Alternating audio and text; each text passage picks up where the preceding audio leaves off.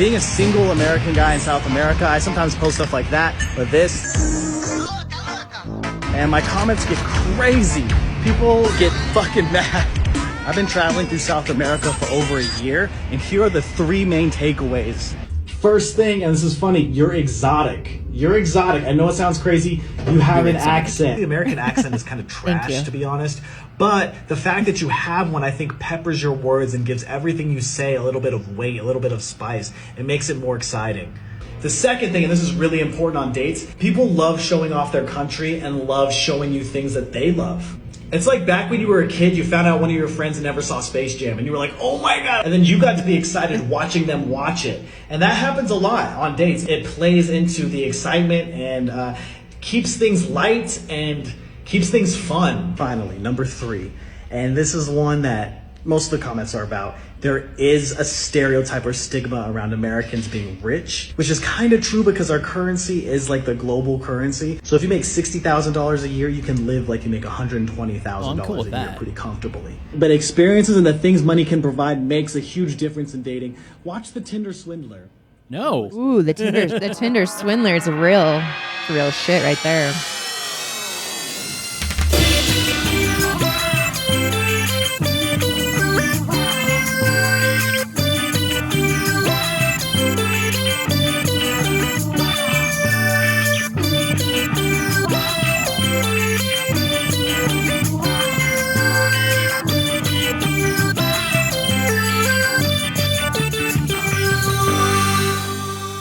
Hello and welcome to the Milf and Me podcast. I'm Antonio, your host, here with my lovely co-host Dianna. Dianna, how are you? I'm good. How are you? Fantastic. Let's just pretend that there are not lights and cameras because I feel if we pay attention to it, we're not going to be as natural as we normally are when we're just recording audio. Well, maybe I'm used to lights and cameras. You want lights and cameras. We've all heard the kinky winky stuff. Is this doing it for you? Are you getting excited? Is this making you horny? No, I hate that fucking word. Would you stop? Oh my God, it's so gross. No, it's not, but I'm really excited to like give this to our fans. So it's gonna be fun. Yeah. Okay, so let's just kind of get it out there. We did a video episode like 6 episodes ago. Yes. And it looked great. The lighting was great. The camera angles are great. I thought we did a really good job. But we did not have the tech to make it look fantastic. We couldn't download the video. We were trying to make it look too good. And you know me, I'm not going to just put 2 webcams in front of us and be it like a Skype meeting or a Zoom call, right? Like have a GoPro on or something. A GoPro. Or let's say like the old school little selfie cameras before iPhones, you know? Mm-hmm. When you wanted to send somebody a nude, you had to actually download it onto your computer. Yeah. You couldn't just send it in the moment. No, I wanted us to look good because we put so much work into this show and into this this podcast, into our content, that when we decided we were actually going to do video, we wanted to look good. I wanted it to look good. I wanted to look good. And I'm just trying to look as good as you. So I'm just over here trying to keep up with you, Antonio. Impossible. So what this guy was talking about, have you heard of passport bros? And first of all, before you answer that, yeah, what does it feel like to be a shitty Western woman? Well, it feels amazing. Right? I mean, if it feels as good as it looks. That's crazy. And I honestly had never heard of it until today. So passport bro, it's a new one. So for me, I, of course, have found it through all the shitty people that I find on TikTok and Instagram. Pearl loves it. She's been talking about it a lot. So let's do some definitions, okay? Mm-hmm. The term passport bro is men who have chosen to seek out foreign women, typically from other countries, for relationships. They believe that Western women have been influenced by cultural and social pressures to behave in a certain way, and that by seeking out foreign women, they can find a more authentic, fulfilling, and harmonious relationship. This is seen as a way to restore the natural balance between masculine and feminine energies and to avoid the wickedness. The wickedness of Western women. I'll show you wicked. I'll show you fucking wicked right now. Jesus Christ. Wow, that's really interesting. I mean, that little clip that you started with, I think that it's a huge ego boost for this man. Like he even said, we have different accents and we make more money. We look richer. They like the sound they like the sound of our voice and the way we probably do things. It's much different, right? And I think that's kind of an ego thing. I don't know. Yeah, ego thing, but also isn't it just someone who's really just too lazy to find a Western woman? Like, here's the thing. We talk about this all the time, these blanket statements. Yeah. Guys like this and people like Pearl and all these red pill people that we talk about every episode, Yep. they say that all Western women like you are dog shit. It feels amazing. I love it. I love it. But I've been saying, and you've been saying that no, they aren't. These motherfuckers are just too lazy and entitled to look for someone good on their own. They're out there, but here's the thing. I also think that guys like this are looking for these young, sexy, materialistic women that are only attracted to the kind of guys that they are saying they are not, right? Yeah. Like, if you want a long-term thing, they're saying you have to go to another country. Yeah, it is a laziness. And, honestly, there's going to be a language barrier. I don't care who you are. And obviously, there's also going to be, what else? Like, cultures are just different. Holidays will be different. Everything will be different. So are you willing to put in the work to, like, compromise or make adjustment to be with this person that's in a different country? Because there's going to be work no matter what. So choose your work. You're going to work with a wicked Western woman, or are you going to work with someone from a different country? And then what is the 90-day whatever green card thing? Like, how do you know they're not using you to get a green card? Exactly. And that's what I was going to talk about was this 90-Day Fiancé, which is, a mass hit. It's been around for like a decade or more. It is all about mostly men that try to bring women from other countries. Most of them they met online. Some they've met, let's say they've gone on vacation, whatever, and they found these people and they bring them back. But this is different. This is guys that are literally getting passports to go and intentionally find women in other countries. It's not something that's just happenstance. It's not someone who they've created a relationship online with. Yeah. It's them actually going to these countries and boots on the ground trying to find someone who is not a shitty westernized woman. So it's just like the new Russian bride. It's just like the new way to do it. Right. Instead of bringing them over here, you are going Yeah. over there and on the market. Now, here's the thing that I find fascinating is I'm not sure how accurate this is when it comes to how many guys are actually doing it, but the hashtag of Passport Bros, hashtag Passport Bros, has amassed 420 million views on TikTok. Oh my God. So it says, dating aside, the cost of living in these places is less. If you're a digital worker or like let's someone who works from home, it makes sense to move somewhere else. They say you have a better quality of life. And here's the racism for you. Being a tall white dude with a small amount of money relatively was the biggest cheat code in Peru, this guy says. So just being white and having more money than they do, now you have completely just gotten rid of any need to be charming, to be handsome, to be intelligent or eloquent. Yeah. Just being tall, white, and having a little bit of money is the cheat code. So now we're living by cheat codes. Yes. Wow. I don't know if I like this. 420 million is fucking nuts. I mean, those are probably women in other countries, like looking for these passport bros.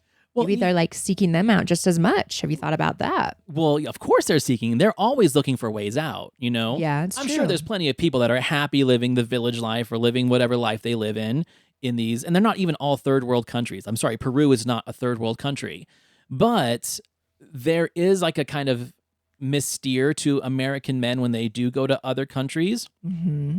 But if that is so obvious to these women, I think one of the things that people are overlooking is that women like you find men from other countries so attractive, so intriguing. Australian men, Latin American men. You've told me about a lot of guys that you've met that have come from other countries or that you've chatted with online. Yeah. Just because of the accent or the look or even the way they hold themselves in society in public is more intriguing than like these shitty Western men that you deal with on a weekly basis. Yeah, no, I get that. So I guess my biggest question is passport bro, is that the same thing for men in other countries coming here to America?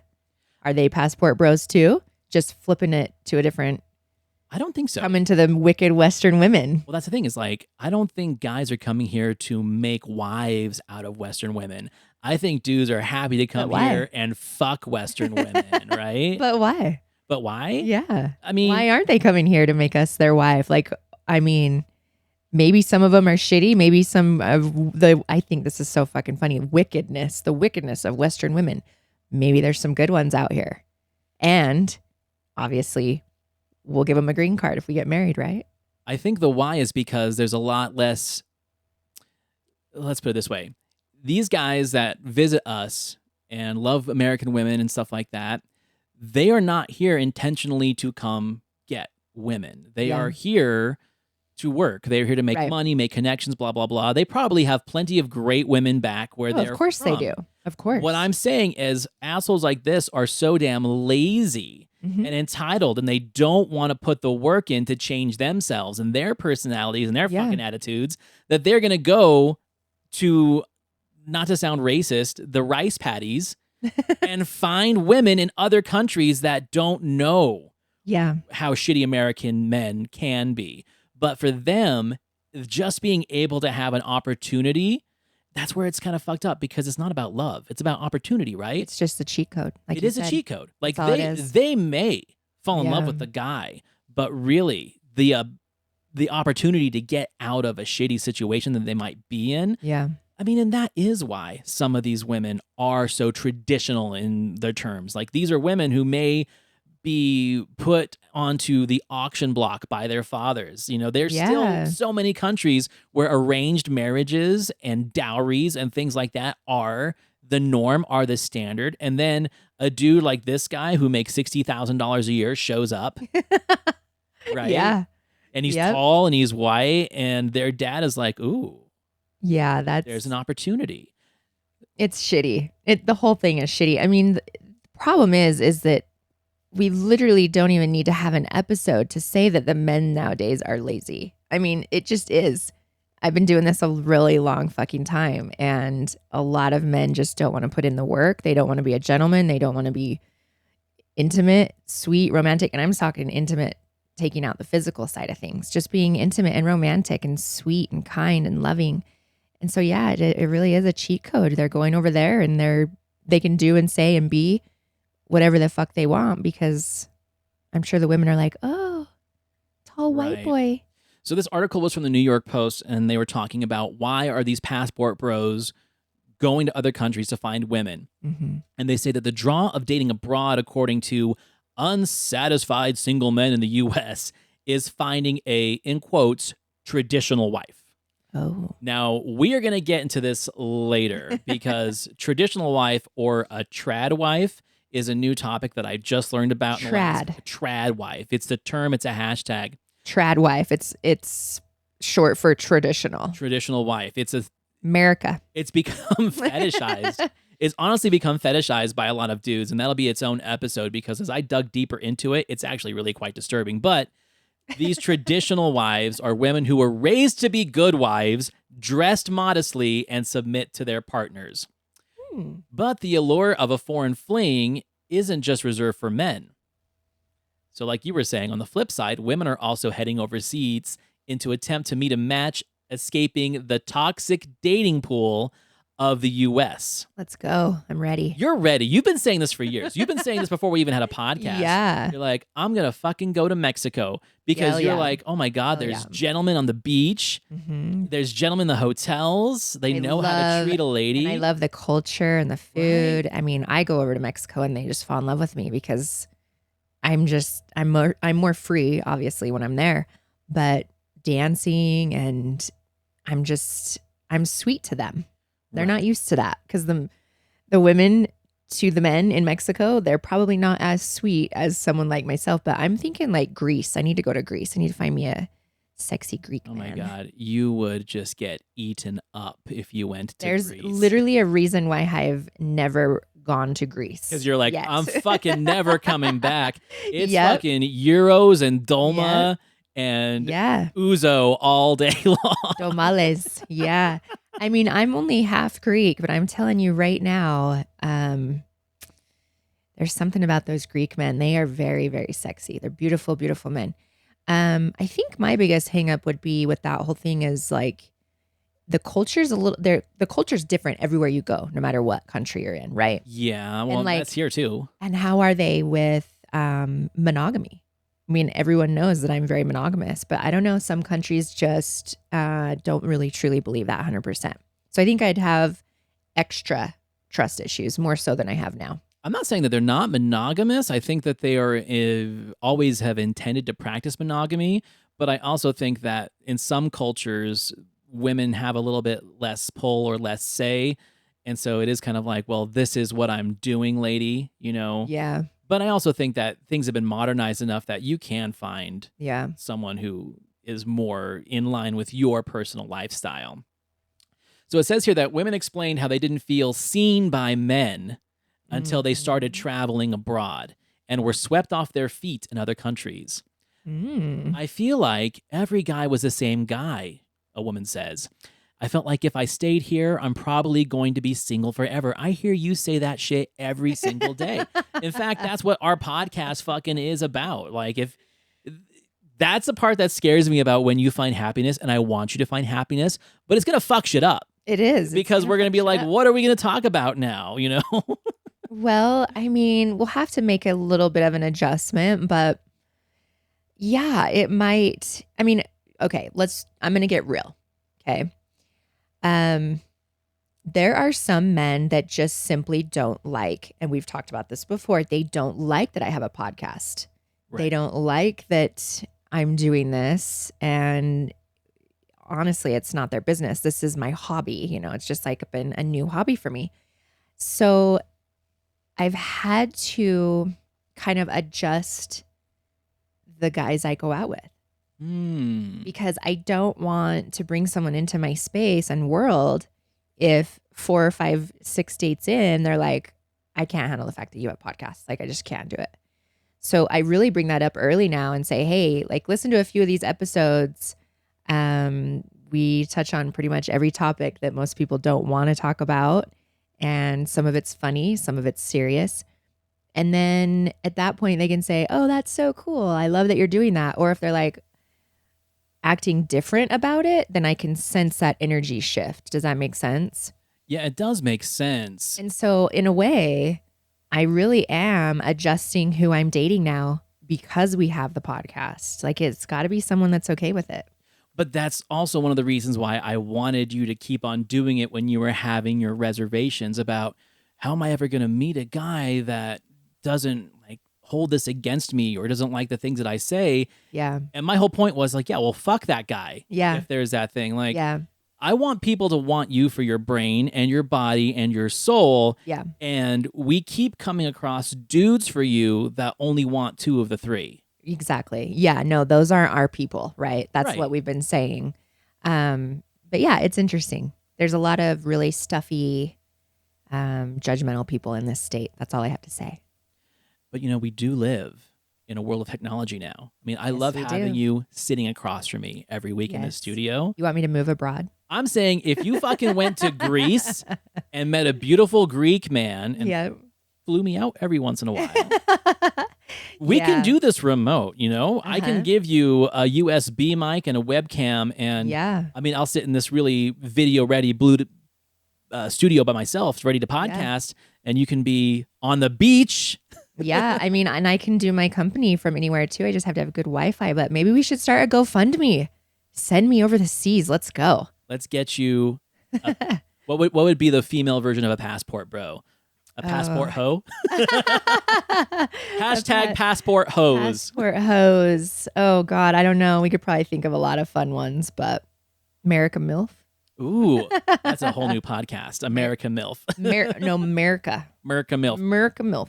So one of the things it also says about this with women, it says that while it appears that American bachelorettes are searching for more serious suitors who will put in the effort to woo them, self-proclaimed passport bros are sniffing out a housewife. I think that might actually be the biggest thing here is, if you found a husband, great, but it is true, and this is kind of the red pill mentality, is that you can get laid whenever you want, and it's harder for guys to get laid.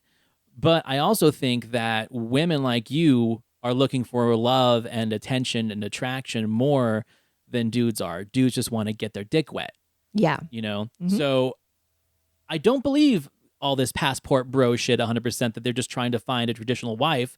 What it looks like, especially from this dude's video, is he's just going out there and just pounding away in other countries. I'm sure the parties are different. Right. I'm sure is the this girls guy really looking I'm sure for the a wife. girls are fucking exotic. I'm sure they're sexy. I'm sure they do different things sexually where it's just blowing his mind, where he's now making it into a dating, love, and Western women thing. No, it has everything to do with his sexual desires are probably being met 100% more. Yeah, and that's like the priority. The traditional wife, looking for a wife in another country, I think that is the subterfuge. That's the ruse to make people think that there's an honorable mission behind him getting a passport and going out and just pounding in other countries.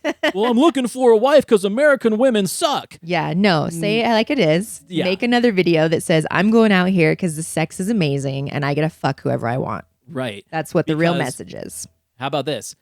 Because in our economy, $60,000 a year doesn't get you very far. Yeah. But that is a fortune to people in other countries. So it's funny because it's completely unwinding the red pill shit that we've been hearing where, women are just about the bag. Women are just about the wallet and stuff like that.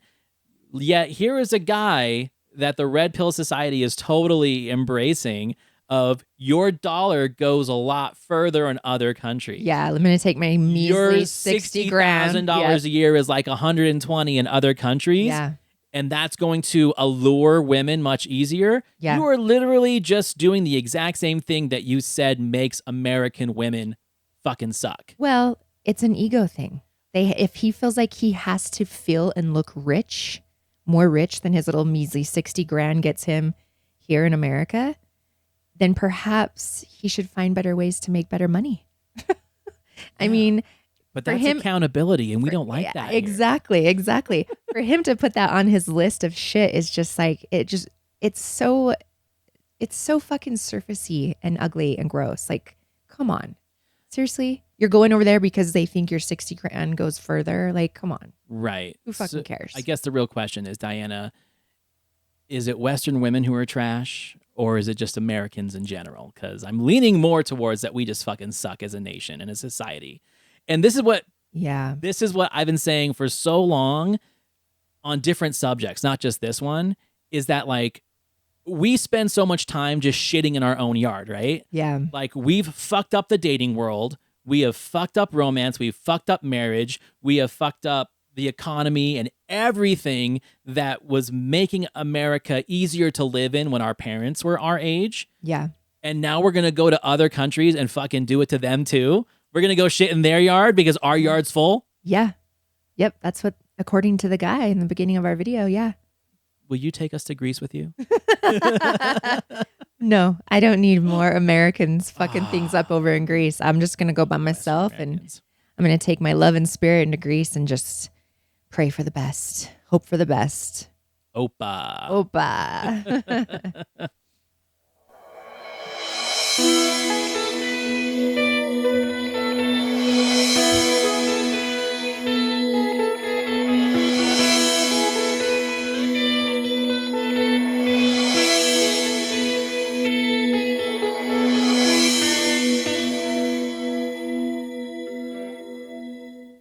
All right, here we go with a love guru.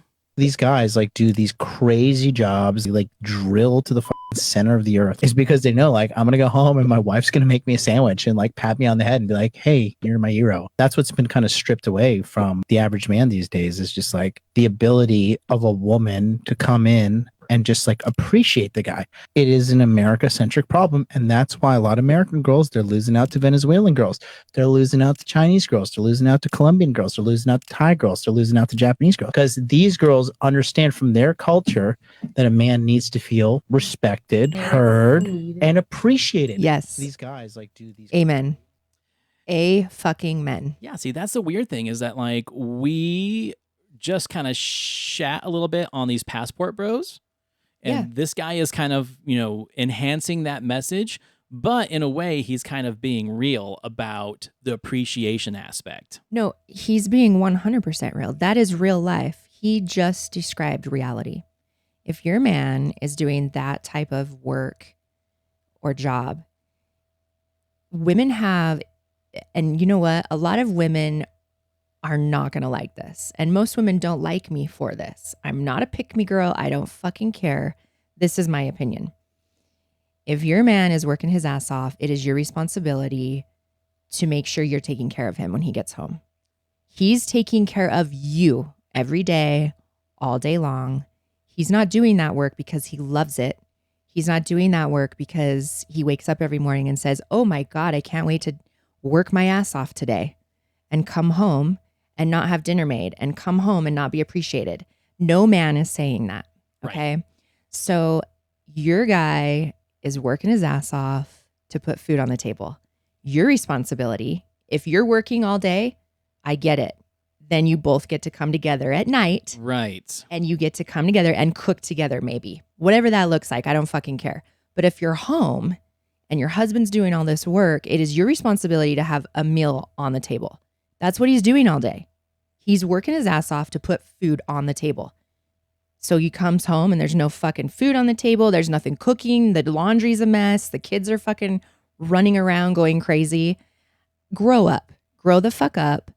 Put your little ego to the side. Be loving, cherishing your husband, your man, your king. And if you want to be treated like a queen, I've said this so many times. Yeah. Now you get to see my beautiful face when I say it. If you want queen treatment, you need to treat your man like a king. And if he wants king treatment, he needs to treat his woman like a queen. Right. That's how it goes. Right. And, the devil's advocate response from me is that society has now made it so hard to have that kind of dynamic. I have zero expectations of my partner to do that for me because she's working as hard as I do on lots of different things. You're both working. We're both working. And that, I think, is the majority of this country now, is that both people have to work. But you both are smart enough to come together and create a meal together in the evening, or one of you picks up the pieces. Right. One of you says, you know what? He's extra tired. He did extra. I'm going to just do this because it feels good to do it for one. It's an act of service. Okay. Right. It feels good.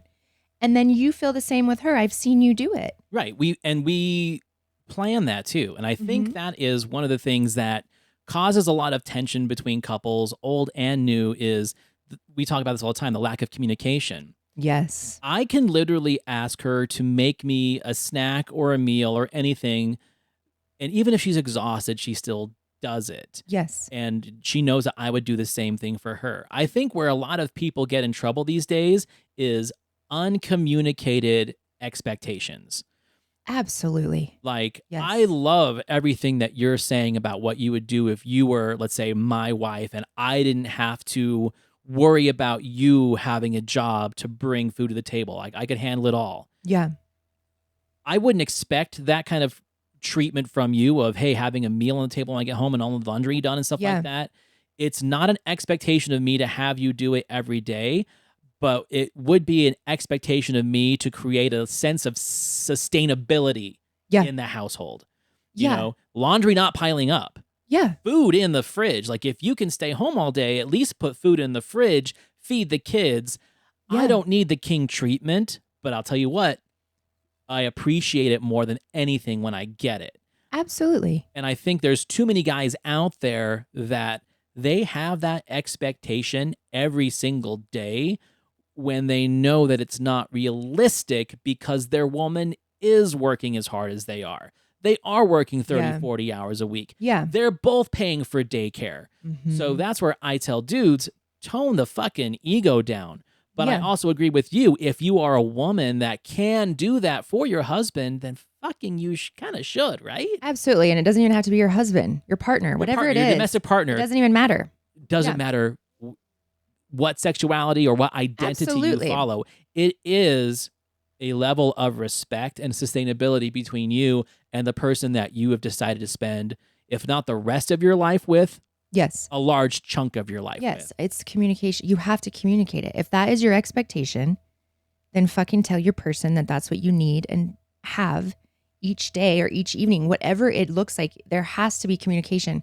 Humans cannot read minds. We can't do that. Like some people might be able to. I don't fucking know, but we cannot read minds Right. 24/7.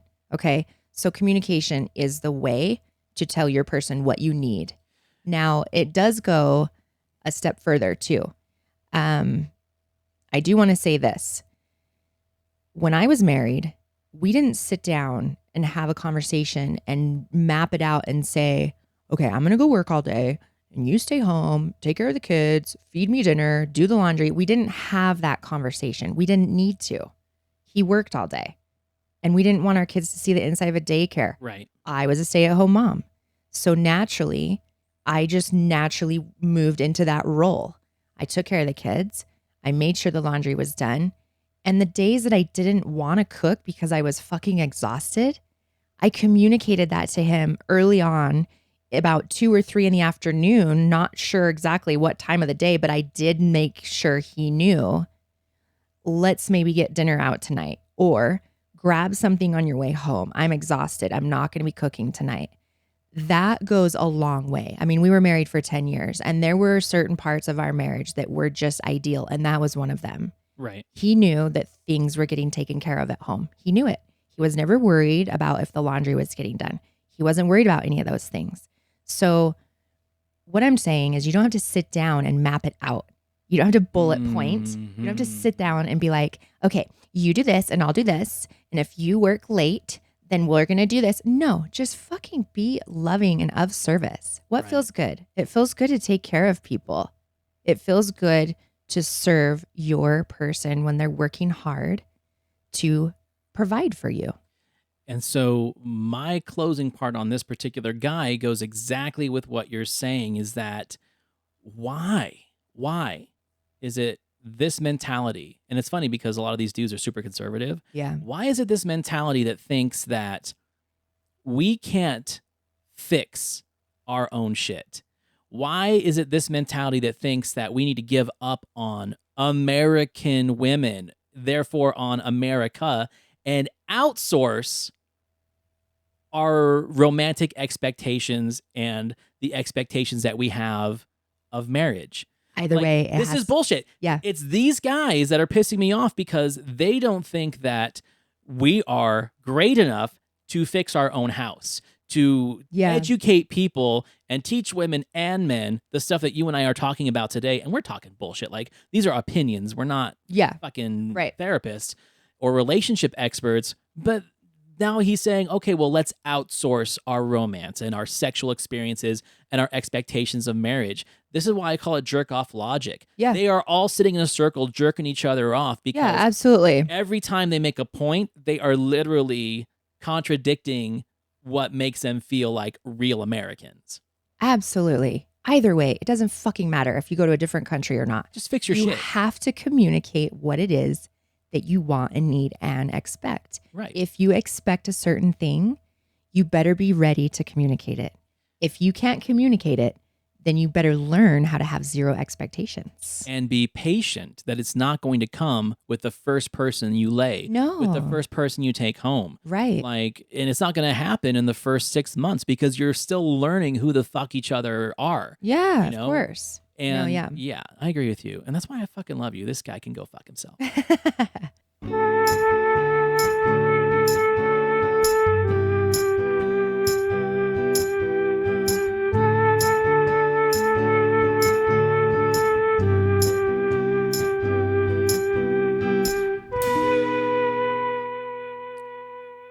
All right, this is the part in the show where we're going to do our calls to action. And what we're going to ask you to do is subscribe to the show, not just on your favorite listening platform, but on YouTube.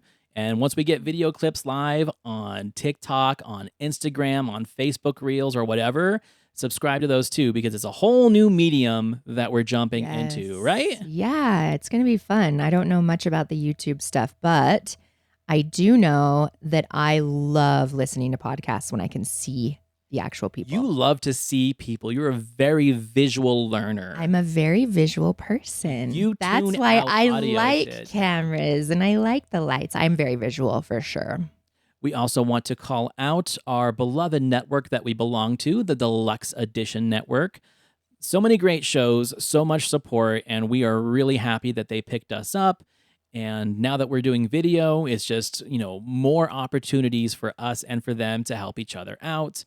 I'm just really excited about that. And don't forget to reach out to us on our socials. Reach out to us on the milfandmepod.com. Send Dianna some emails. Send us some funny stories. If you've listened to any of our past episodes, we asked for dating disasters and dating profile disasters and sex toy adventures. Yes. We want to hear all about it. And one of the things I am going to work on is get us a voicemail that people can leave questions and tips and hotline stuff too. Yeah. And now that we are going to be on YouTube, leave us messages in the comments, Yes. But Diana's not going to read them because they're going to make her cry. Go fuck yourself, for reals. Come on. I mean, I'm sensitive, but not that sensitive.